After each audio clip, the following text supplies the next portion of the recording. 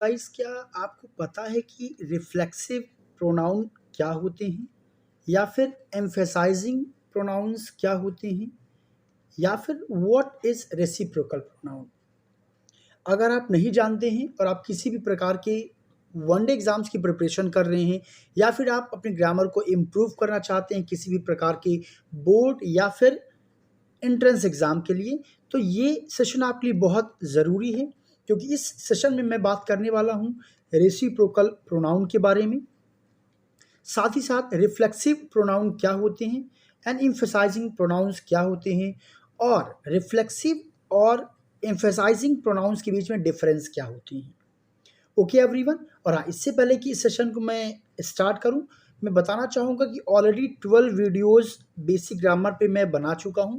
अगर आपने उन सारे वीडियोस को ना देखा हो तो चैनल के प्लेलिस्ट पे जाइए और वहां से उन सारे वीडियोस को ज़रूर देखिए, क्योंकि ये सारे वीडियोस को बहुत ही डिटेल वे में मैंने समझाने की कोशिश किया है। वो आपके लिए बहुत ही ज़्यादा यूज़फुल होंगे। चलिए आज के सेशन को हम लोग स्टार्ट करते हैं। और जो लोग चैनल पे नए हैं, चैनल को सब्सक्राइब ज़रूर कर लें, जिससे कि मेरी अपकमिंग वीडियोस कोई भी आप मिस ना करने पाए। तो चलिए आप यहाँ पे हम बात करते हैं सबसे पहले रेसिप्रोकल प्रोनाउन के बारे में। तो रेसिप्रोकल प्रोनाउन देखिए होता क्या है गाइज यहाँ पे। तो रेसिप्रोकल प्रोनाउन बेसिकली दो लोगों के या दो से ज़्यादा लोगों के म्यूचुअल रिलेशनशिप, आपसी जो रिलेशनशिप होता है उसको एक्सप्रेस करता है, उसके बारे में बताता है। यानी कि this pronoun is used to express mutual relationship, यानी कि जो आपसी जो रिलेशन संबंध होता है उसको बताने के लिए हम लोग किसका यूज करते हैं? रेसिप्रोकल प्रोनाउन का। क्योंकि रेसिप्रोकल का मतलब ही आपसी या फिर पारस्परिक। और यहाँ पे अगर हम बात करें एग्जाम्पल्स की, तो इन दोनों एग्जाम्पल्स को आप याद रख लीजिए, that each other and one another. ये जो दो प्रोनाउंस हैं, ये दोनों प्रोनाउंस यूज होते हैं एज अ रेसिप्रोकल प्रोनाउन, यानी इन दोनों प्रोनाउन को ही हम लोग बोलते हैं reciprocal pronoun.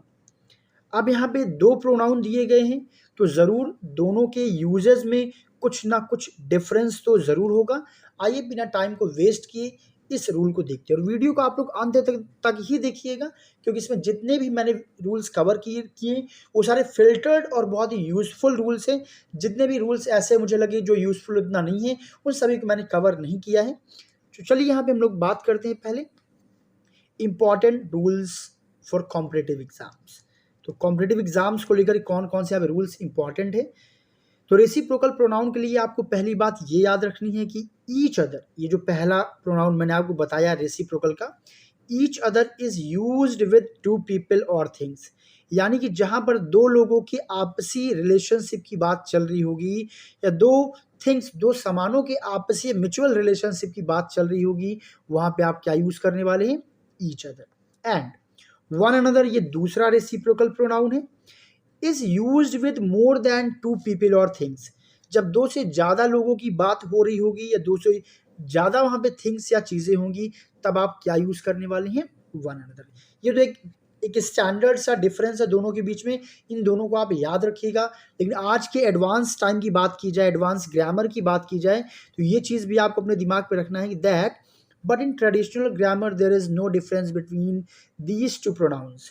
In current grammar both are used interchangeably. यानी कि आज का जो करेंट ग्रामर है, फिलहाल इन दोनों में ज़्यादा डिफरेंस नहीं रह गया, दोनों एक दूसरे की जगह पे यूज़ हो जाते हैं। बट हाँ, जो रूल है, आप अगर एग्ज़ाम देने जा रहे हैं तो आप रूल को ही फॉलो करिए।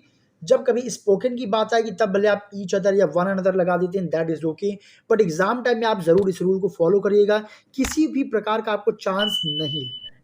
ओके, तो यहाँ पे देखिए हम लोग बात करने वाले हैं किसके बारे में? You and he.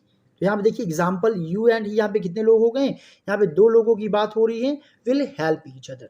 तो ग्रामर के फॉर्म से मैं तो सजेस्ट करूंगा आप ईच अदर ही यूज करें, बट अगर आप स्पोकन में बोलते हैं दैट इज ओके, आप वन अनदर भी यहाँ पे लगा सकते हैं। बट जब कभी एग्जाम में दे रहे हो, कोई क्वेश्चन वहां पे आ जाता है, then you are suppose to choose each other. अगला एग्जाम्पल देखते हैं यहाँ पे, Raghav and Vidhan are sharing apples with each other. देखिए मैंने फिर से यहाँ पे ईच अदर यूज किया है। Why? Because again we have two nouns. यहाँ पे देखिए one and two. Okay everyone. But देखिए जरा यहाँ पे, जब यहाँ पे बात है किसकी? मोर देन टू की, दे का मतलब यहाँ पे हो सकता है, दे मतलब वहाँ पे मैंने इस सेंस में यूज किया कि वहाँ पे मोर देन टू है, तब हम क्या बोल सकते हैं, they are fighting with one another. Class में बच्चे हैं, वो क्या कर रहे हैं, एक दूसरे से फाइट कर रहे हैं। उस सिचुएशन में मैंने देखिए यहाँ पे क्या यूज किया, वन अनदर। सिमिलरली क्लास में बच्चे हैं जो कि शोर मचा रहे हैं, आपस में बातचीत कर रहे हैं, तब हम क्या बोलेंगे, students are talking with one another. बच्चे आपस में क्या कर रहे हैं, बात कर रहे हैं। ओके एवरीवन, मुझे उम्मीद है कि ये रूल आपको समझ में आ गया होगा। हाँ, ये बात फिर से दिमाग में रखिएगा, यहाँ पे वन अनदर की जगह पे भी आप ईच अदर का इस्तेमाल कर सकते हैं, लेकिन स्पोकन में यूज करिएगा। मैं सजेस्ट नहीं करूंगा कि आप ग्रामर का कोई क्वेश्चन आपके एग्जाम में आया हुआ है और वहां पे आप किसी प्रकार का चांस लें। ओके एवरीवन, खैर चलिए अब सीरीज में हम लोग आगे की ओर बढ़ते हैं और अब हम लोग बात करने वाले मोस्ट इंपॉर्टेंट। अभी जो हमने पढ़ा रेसिप्रोकल प्रोनाउन, यही दो बातें थी जो आपको ध्यान में रखनी है। बट अब जो अगला जो टॉपिक है that is reflexive pronoun and emphasizing pronoun. इन दोनों प्रोनाउंस में अक्सर लोगों को कंफ्यूजन हो जाता है। चलिए खैर, हम लोग एडवांस लेवल पे बाद में बात करेंगे, पहले बेसिक लेवल की बात कर लेते हैं कि आखिरकार ये प्रोनाउंस होते क्या हैं। तो दोज प्रोनाउंस, वो pronoun which are made by adding self और सेल्फ्स, यानी कि वो सारे प्रोनाउंस जो किससे बने हुए हैं, सेल्फ या फिर सेल्फ से बने हुए at the end of objective case of personal pronouns. तो जो भी हमने देखी पर्सनल प्रोनाउन मैंने आपको पढ़ाया हुआ है, आपने अगर वीडियो ना देखा हो तो वो वीडियो जरूर देखिएगा, बहुत इंपॉर्टेंट ये प्रोनाउन होता है। तो पर्सनल प्रोनाउन के ऑब्जेक्टिव प्रोनाउंस जो होते हैं, यानी कि जो ऑब्जेक्टिव केस में जो प्रोनाउंस होते हैं, उनके एंड में हम क्या ऐड करते हैं, या तो सेल्फ ऐड करते हैं या फिर सेल्फ्स ऐड करते हैं। और ऐड करने के बाद जो नया जो वर्ड आता है वही कहलाता है या तो रिफ्लेक्सिव या तो एम्फेसाइजिंग। अब आपके दिमाग में एक बात आ रही होगी, सर यहाँ पे आपने दो नाम दिए हैं, एक बार आपने बोला उसी को रिफ्लेक्सिव भी बोलते हैं और उसी को एम्फेसाइजिंग भी बोलते हैं, तो आखिर दोनों में डिफरेंस क्या है, कुछ तो दोनों में अंतर होना चाहिए। जी हाँ, तो एक्चुअल में देखिए अगर मैं बात करूं, जैसे मैंने यहाँ पे ले लिया माय, ये एक पर्सनल प्रोनाउन के आई का ऑब्जेक्टिव केस है, और जब इसमें मैंने सेल्फ ऐड कर दिया तो यहाँ पे ये बन गया है reflexive as well as emphasising, ये दोनों प्रोनाउन बन गया है। बट यहाँ पे कंफ्यूजन ये है कि कब ये रिफ्लेक्सिव होगा और कब ये इम्फेसिस होगा, यानी कि इम्फेटिक होगा, इम्फेसाइजिंग होगा, इस पर हम लोग आगे चर्चा करेंगे। खैर, ये जो प्रोनाउंस कौन कौन से हैं इन सभी को आप लोग रख लीजिए यहाँ पे, जैसे कि माई सेल्फ, आवर सेल्फ्स, ये ऑलवेज प्लूरल होगा, जो बहुवचन होंगे प्लूरल सेंस में वहाँ पे हम लोग क्या लगाते हैं, VES ऐड करते हैं। ऐसे योर सेल्फ हम कब लगाएंगे, जब हम बात कर रहे हो सेंस किसी एक का आ रहा हो तब हम योर सेल्फ लगाएंगे, लेकिन जब एक से ज़्यादा का सेंस आ रहा हो तब हम योर सेल्फ लगाएंगे। सिमिलरली यहाँ पे himself, herself, itself, and themselves. So these all are reflexive as well as emphatic pronouns. चलिए अब हम लोग आगे कुछ रूल्स इसके बारे में जानते हैं, और पहला जो रूल हम जानेंगे ये कि difference between reflexive and emphasizing pronoun, कि इन दोनों प्रोनाउंस के बीच में आखिर डिफरेंस क्या होता है, जब वर्ड सेम है तो डिफरेंस क्या होता है। तो पहले देखिए बात कर लेते हैं हम लोग रिफ्लेक्सिव प्रोनाउन के बारे में। बहुत ध्यान से सुनिएगा, अगर आपने एक बार में समझ लिया तो बहुत ईजिली आपका सारा कॉन्सेप्ट क्लियर हो जाएगा। So actually reflexive pronoun is used as a substitute for a noun in the objective case as direct object. अच्छा, इसका मतलब क्या है, कहने का मतलब ये है कि इसमें अगर सब्जेक्ट की जगह पे, किसकी जगह पे, मैं पहले समझा दूं आपको, सब्जेक्ट की जगह पे हमने माना कि कोई एक नाउन यूज हुआ है, और फिर हमने क्या देखा कि जो ऑब्जेक्ट सेंटेंस का है, ऑब्जेक्ट की जगह पे भी नाउन यूज हुआ है। तो देखिए आपको ये तो रूल मालूम ही होगा कि हम किसी भी सेंटेंस में नाउन्स के रेपिटेशन नहीं करते हैं।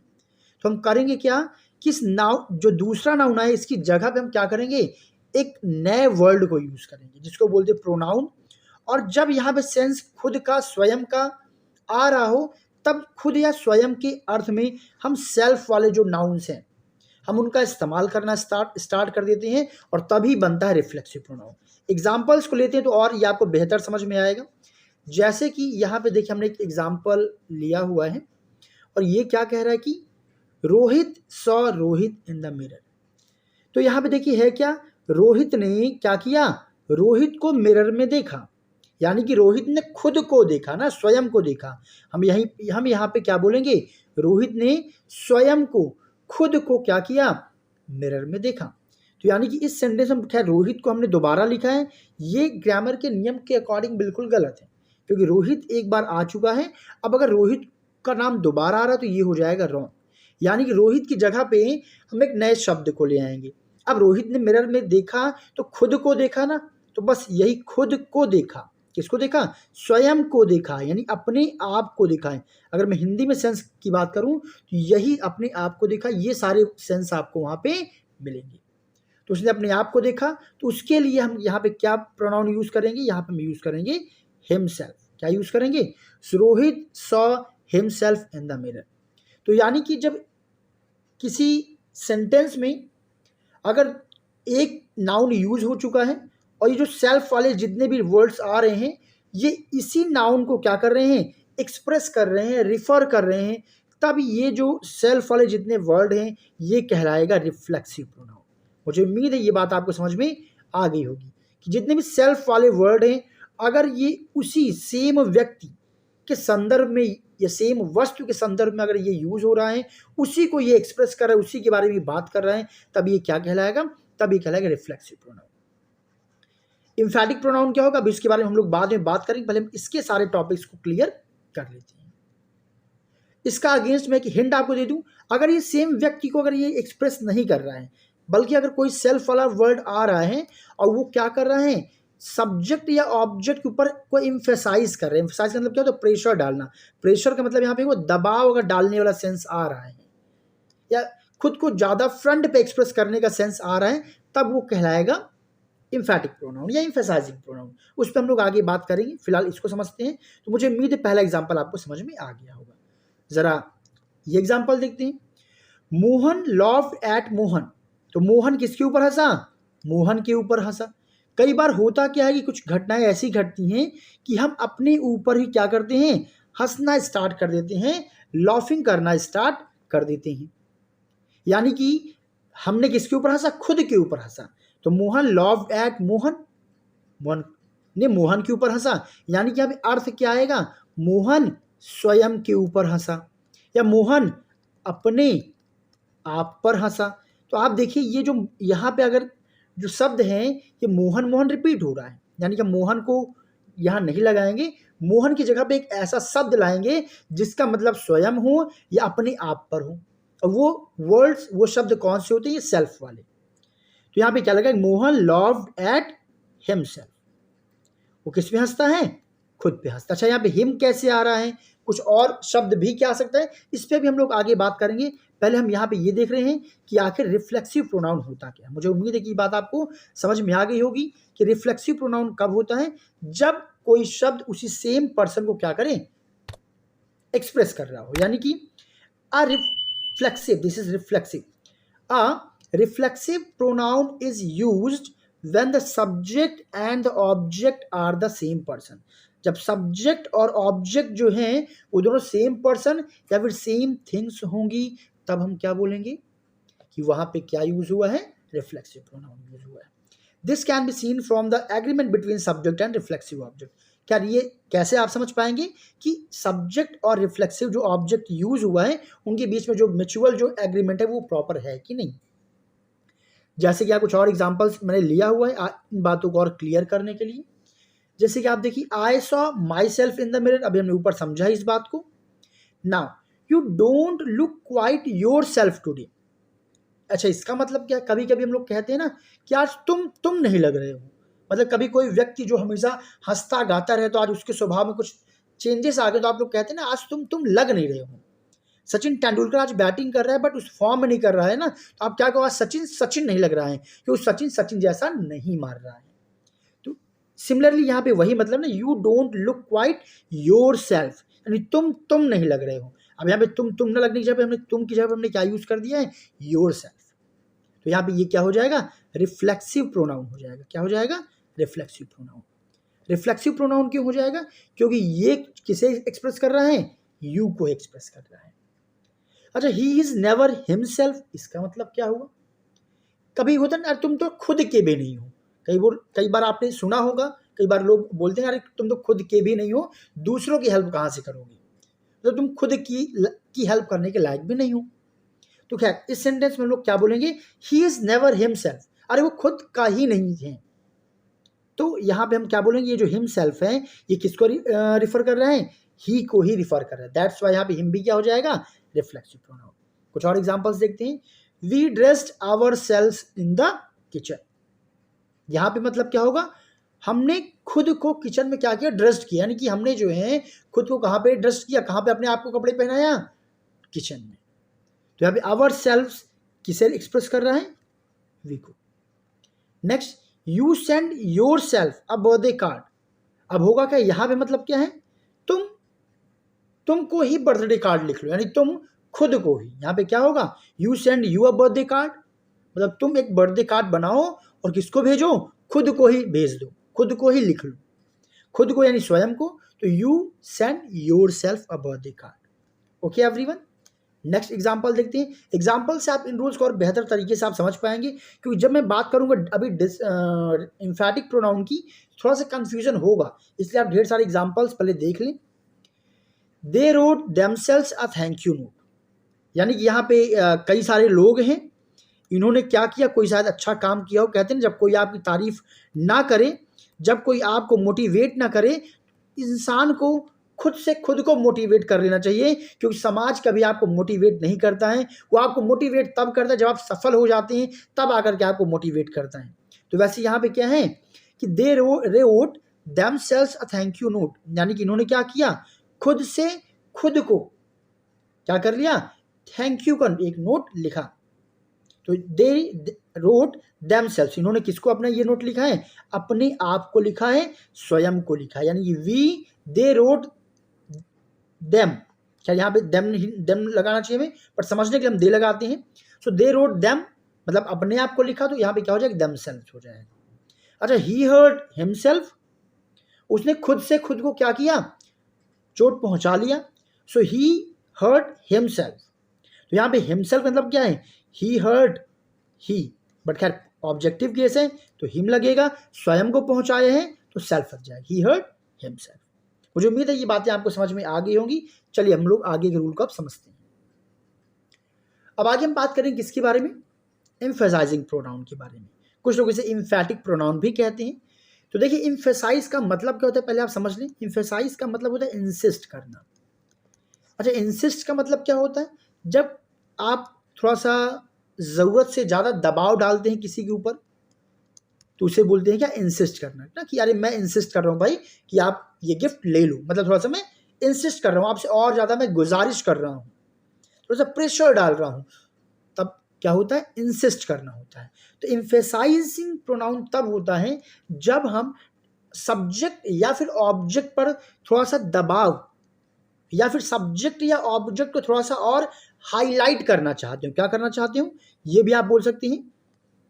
जब हम क्या करना चाह रहे हो, सब्जेक्ट या ऑब्जेक्ट को और हाईलाइट करना चाह रहे हो, तब भी हम किसका इस्तेमाल करते हैं, एम्फेसाइजिंग प्रोनाउन का इस्तेमाल करते हैं। मुझे उम्मीद है ये बात आपको समझ में आ गई। तो emphasising pronoun are used for emphasise, यानी इनका इस्तेमाल किसके लिए होता है, एम्फेसाइज करने के लिए, यानी कि प्रेशर डालने के लिए, दबाव डालने के लिए। They have forms identical to those of reflexive pronouns, यानी क्या ये दिखने में कैसे होते हैं, बिल्कुल रिफ्लेक्सिव प्रोनाउन जैसे ही होते हैं, but their function is different. आपने देखा कि रिफ्लेक्सिव प्रोनाउन में क्या होता है, वो रिफ्लेक्सिव जो प्रोनाउन यूज हुआ है प्लस जो सब्जेक्ट होते हैं वो आपस में उनका म्यूचुअल रिलेशनशिप होता है, वो एक दूसरे को क्या कर रहे होते हैं, रिफ्लेक्शन से बना रिफ्लेक्ट करना। जैसे आप शीशे के सामने खड़े होते हैं तो आप खुद को ही तो देखते हैं, तो उसी से बना रिफ्लेक्शन। ओके, बट यहाँ पे क्या मतलब है, यहाँ पे थोड़ा सा मतलब एवरीवन अलग है। जैसे जरा इस सेंटेंस को पढ़िए, Kavita herself wrote the letter. तो यहाँ पे देखिए कहने का मतलब ये क्या है कि कविता एक लड़की है और इस लड़की ने क्या किया कि एक पत्र लिखा। क्या लिखा इसने, एक लेटर लिखा, एक इसने पत्र लिखा।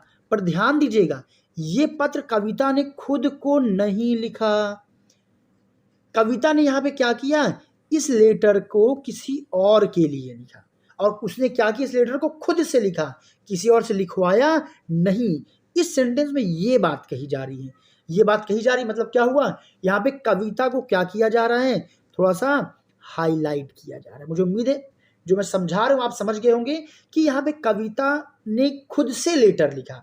सो कविता हर सेल्फ रोट लेटर्स। तो कविता के एक्शन में बताया जा रहा है कि कविता ने क्या किया है, ये लेटर खुद से लिखा है। खुद से खुद को नहीं लिखा है, ऊपर हम क्या देख रहे हैं, खुद से खुद को लिखा।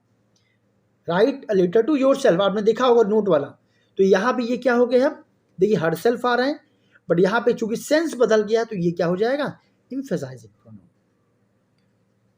अब यहाँ पे देखिए जरूरी नहीं कि अच्छा कि ये जो वर्ड है ये बिल्कुल कविता के बगल में ही आए, आपको सेंस समझना है। जैसे कि यहाँ पे देखिए ये ऑब्जेक्ट की जगह पे भी आ सकता है, जैसे कि Kavita wrote the letters herself, Kavita ने उन लेटर्स को क्या लिखा, खुद ही लिखा, किसी की मदद नहीं लिया उसने।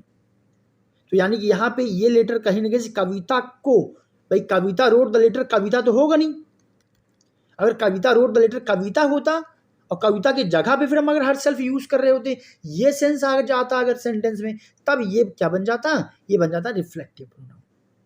बट कविता ने खुद को लेटर नहीं लिखा, किसी और को लिखा, या किसी और का लेटर रहा हो, जो भी रहा हो, कोई वर्क रहा हो, तो यहाँ पे बोला जा रहा है इस लेटर को किसने लिखा है, कविता ने ही लिखा है। तो ये क्या हो जाएगा, ये हो जाएगा यहाँ पर एम्फैटिक केस। आई विश यहाँ पे आपको ये बात समझ में आ गई होगी। आई saw the project my self, यानी कोई प्रोजेक्ट रहा होगा, किसी प्रोजेक्ट में कुछ लोग काम कर रहे होते हैं, तो उसने बोला कि उस प्रोजेक्ट को मैंने स्वयं देखा है, मैंने ही देखा है, किसी और ने नहीं देखा, मैंने उस पर वर्क किया है। ओके, तो यहाँ पे ये भी क्या हो जाएगा, एम्फैटिक प्रोनाउन हो जाएगा। आई saw the queen her self, अच्छा यहाँ पे देखिए मतलब क्या है, ये जो है ये ऑब्जेक्ट के ऊपर एम्फेसाइज कर रही है, किसके ऊपर, यहाँ देखिए पहले वाले में क्या था, यहाँ पे किसके ऊपर एम्फेसाइज किया जा रहा था, यहाँ पे सब्जेक्ट के ऊपर एम्फेसाइज किया जा रहा है। यहाँ पे आई, मैं अपनी बात कर रहा हूं, तो आई saw the project my self. But sir ये सेंटेंस देखिए, आई तो है यहाँ पे, बट यहाँ माई सेल्फ नहीं लगा हुआ है, यानी कि यहाँ पे ये जो हर सेल्फ लगा है, ये हर सेल्फ वास्तव में लगा है क्वीन के लिए। थोड़ा सा ये एक स्टैंडर्ड ग्रामर आ जाता है, जहाँ पे वनडे एग्जाम्स के आप जब एग्जाम की प्रिपरेशन करेंगे, सीजल वगैरह की प्रिपरेशन जॉब करेंगे, तब वहाँ पे आपकी ग्रामर देखने को मिलेगी। So I saw the queen herself, मैंने क्वीन मतलब क्वीन को भी देखा मैंने। यहाँ पे क्वीन, ये ऐसा सेंटेंस नहीं कि आई saw the queen my self, इसका मतलब क्या होगा, मैंने स्वयं एक भाई रानी को देख लिया। यहाँ पे खैर ये मतलब नहीं, यहाँ पे मतलब क्या है, आई saw the queen herself, मैंने क्वीन को भी देखा। यहाँ पे कहने का मतलब ये है। ओके एवरीवन, और यहाँ पे ये किसके ऊपर एम्फसाइज किया जा रहा है, तो आप कहें किसके ऊपर एम्फसाइज, यहाँ पे कहा जाएगा ऑब्जेक्ट के ऊपर एम्फसाइज किया जा रहा है। अगर सब्जेक्ट के ऊपर एम्फसाइज किया जाता है तो यहाँ पे स्टूडेंट्स क्या यूज होता है, यहाँ पे यूज होता है myself. Okay next, I spoke to the principal himself, और मैंने प्रिंसिपल से भी, यहाँ पे सेंस क्या आएगा, और मैंने प्रिंसिपल से भी मैंने बात किया। So I spoke to the principal myself, अगर मैं बोलता माई सेल्फ किसके अनुसार हो जाता, आई के अनुसार, तब आई को यहाँ पे क्या किया जाता, एम्फेसाइज किया जाता। बट यहाँ पे I spoke to the principal himself, अरे मेरे प्रिंसिपल से भी मैंने बात किया। तो अब यहाँ पे क्या हो जाएगा, प्रिंसिपल को क्या किया जा रहा है, हाईलाइट किया जा रहा है। तो यहाँ पे क्या हो जाएगा, यहाँ पे हो जाएगा एम्फेसाइजिंग केस। बट किस पे एम्फेसाइज किया जा रहा है, अगर कोई ये आपसे पूछ ले तो अब आप कहेंगे प्रिंसिपल के ऊपर, यानी कि ऑब्जेक्ट के ऊपर। Okay everyone, now so an emphatic pronoun can be used to emphasize an expression of time and places as well। ये एक इंपॉर्टेंट ग्रामर है क्या, कि सब्जेक्ट और ऑब्जेक्ट को एम्फेसाइज करने के लिए इनका यूज तो किया ही किया जाता है। कई बार किसी जगह, किसी प्लेस को या किसी पार्टिकुलर टाइम को भी हम क्या करते हैं, एम्फेसाइज करते हैं, उसको भी हाईलाइट करते हैं। क्या करते हैं, उसको हाईलाइट करते हैं। तो ये भी आप समझ लीजिए कि यहाँ पे भी इसका इस्तेमाल होता है। कैसे, जैसे एग्जांपल देखिए, you will finish this work today itself. तो देखिए यहाँ पे टुडे और यहाँ पे यू है ना, तो वैसे आपको पता होगा यू के साथ योर सेल्फ। जिनको ये चीज़ें नहीं पता है, मैंने नीचे टेबल लिया हुआ है, अभी मैं समझा दूंगा कि यू के साथ क्या क्या यूज हो, किन प्रोनाउन के साथ क्या यूज होगा, आगे बात करेंगे। ये बेसिक्स की बात कर रहे हैं। बट यहाँ पे देखिए यू के साथ वैसे योर सेल्फ होता है, नहीं पता है तो जान लीजिए, आगे डिस्कस भी करेंगे। बट यहाँ पे देखिए योर सेल्फ ना यूज हो करके यहाँ पे क्या यूज हुआ है, इट सेल्फ, यानी कि ये इट सेल्फ यू के लिए नहीं है, यानी सब्जेक्ट को एम्फेसाइज नहीं कर रहा, वास्तव में किसके लिए यूज हुआ है, टुडे के लिए। यानी तुमको आज के आज, इसका मतलब क्या होता है, टुडे इट सेल्फ का मतलब क्या हुआ, आज के आज। यानी तुमको क्या करना है, इस काम को आज के आज फिनिश करना है। You will finish this work today itself. Okay everyone. तो यहाँ पे देखिए किसके ऊपर इम्फेसाइज किया जा रहा है, टाइम के ऊपर इम्फेसाइज किया जा रहा है। सिमिलरली आप और किसके ऊपर इम्फेसाइज कर सकते हैं, आप प्लेस जो जगह है उसके ऊपर भी इम्फेसाइज कर सकते हैं। जैसे कि what is need to go abroad, भाई अब्रॉड बाहर जाने की जरूरत क्या है, one can do quality study here itself. Here मतलब वही जगह, कौन सी जगह, जो अब्रॉड जहां जाने की बात करो वहां नहीं, हियर जहां पे वो है, वो एक क्या है, वो एक प्लेस है, उसके बारे में बात किया जा रहा है कि अरे तुम यहाँ पे भी तो क्या कर सकते हो, तैयारी कर सकते हो। मुझे उम्मीद है ये बात आपको समझ में आ गई होगी, और ये बहुत ही स्टैंडर्ड लेवल की रूल्स हैं जो मैं आपको बता रहा हूँ। तो प्लीज़ इसको कहीं पे स्क्रीनशॉट लेकर के अपने नोट्स बना करके अच्छे से लिख लीजिए, बहुत ही ज़्यादा ये काम आने वाली है। तो चलिए बात करते हैं हम इसके बारे में। प्लीज़ इसको ज़रा थोड़ा सा पेशेंस के साथ देखिएगा, आगे भी कई सारे रूल्स हैं, अभी हम लोग बात करेंगे। तो पहली बात देखिए, आपको पता होना चाहिए अगर सब्जेक्ट आए हैं और आप सब्जेक्ट को इम्फेसाइज करना चाहते हैं, या फिर इस आई के लिए आप रिफ्लेक्सिव प्रोनाउन यूज करना चाहते हैं, तब आप क्या यूज करेंगे, माई सेल्फ। मेरी बात को गौर से सुनिएगा, अगर रिफ्लेक्सिव प्रोनाउन है तब तो आई के साथ माई सेल्फ ही लगेगा, इसलिए देखिए ऊपर यहाँ पे जो है रिफ्लेक्सिव लिखा हुआ है, मैंने इम्फेटिक नहीं लिखा है। बट हाँ, इम्फेटिक में भी माई सेल्फ यूज हो जाएगा, बट कब, जब सब्जेक्ट आई हो और आई क्यों ही आप क्या करना चाहते हैं, हाईलाइट करना चाहते हैं। सिमिलरली उसी प्रकार याद रखिएगा, वी के साथ हम आवर सेल्व्स यूज करते हैं, प्लूरल नंबर, एंड में देखिए क्या लगा हुआ है, VES। ओके एवरीवन, मैं और जूम कर देता हूं, पर ध्यान रखिएगा एक चीज जो आपको याद रखना है, कभी भी माइंड सेल्फ, आवर्स सेल्फ, देखिए आवर्स यहाँ पे S लगा हुआ है, ठीक है, आवर्स सेल्फ F लगा, यहाँ VES नहीं है, या आवर्स सेल्फ, ये कभी भी यूज नहीं होता, ये सारे वर्ड है ही नहीं है। Okay everyone. अब हम ये तो अच्छा, एक चीज और, ये आपको पता होगा, ये दोनों क्या कहलाते हैं, फर्स्ट पर्सन। क्या कहलाते हैं, फर्स्ट पर्सन। ही पर्सनल प्रोनाउन मैंने आपको बताया था। यू एक सेकंड पर्सन, यू कौन सा पर्सन है, दिस इज सेकंड पर्सन, मैंने बताया हुआ था। तो वैसे यू अगर आप बात कर रहे हैं वहां पे किसी एक ही व्यक्ति की चर्चा हो रही है, क्योंकि इंग्लिश में हम एक व्यक्ति के लिए भी तुम यूज करते हैं, यू यूज करते हैं, एक से ज्यादा के लिए भी यू यूज करते हैं, बट चर्चा कोई ऐसी हो कि एक व्यक्ति की बात चल रही हो, तब आप यू के साथ लगाएंगे योर सेल्फ। क्या लगाएंगे, योर सेल्फ।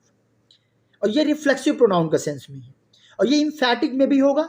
इम्फैटिक कब होगा, जब यू को आप हाईलाइट करना चाह रहे हैं। आप यू और यू समझ गए होंगे रूल जो ऊपर मैंने बताया है, मुझे उम्मीद अब कंफ्यूजन नहीं होगा। फिर आगे का जो सेशन होगा वो प्रैक्टिस सेशन होगा, उसमें और क्वेश्चंस जहां हम लोग लेंगे तो आपके डाउट्स और अच्छे से क्लियर हो जाएंगे।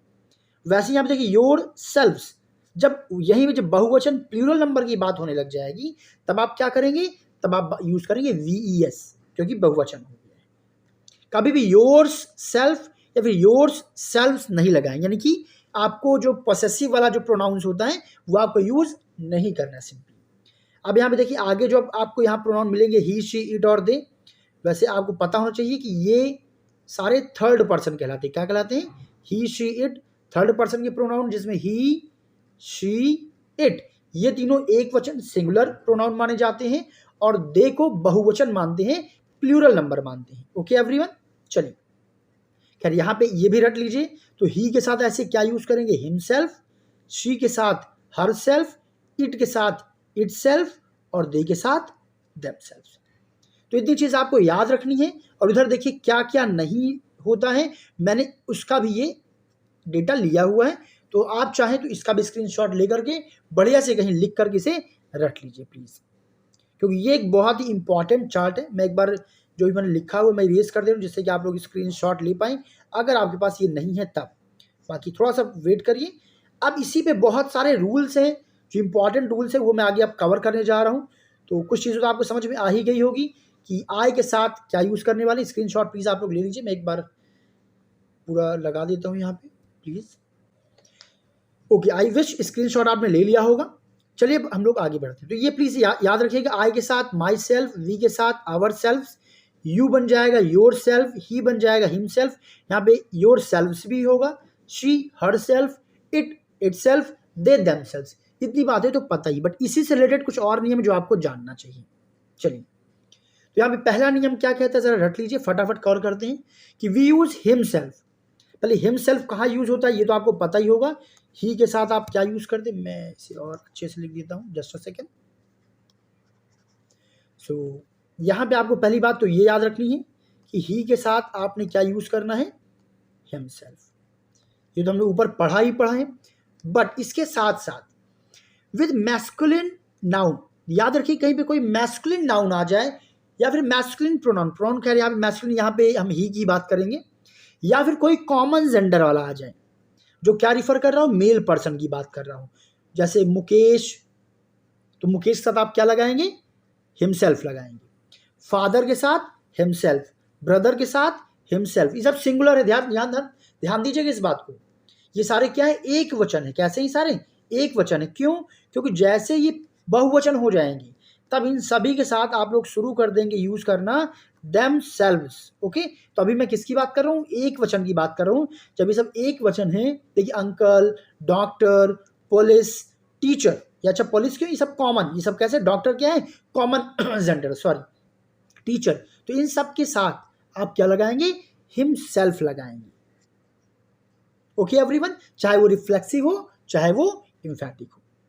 आई विश ये बात आपको समझ में आ गई होगी।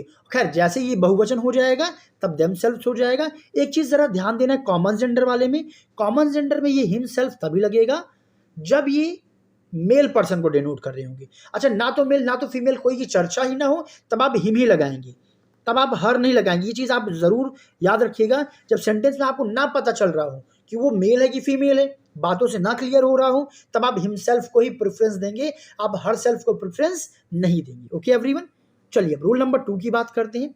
सिमिलरली उसी का अपोजिट रूल है that we use herself, हम हर सेल्फ यूज करते हैं। पहला चीज तो ये कि आप हर सेल्फ सिंपली किसके साथ यूज करते हैं, शी के साथ।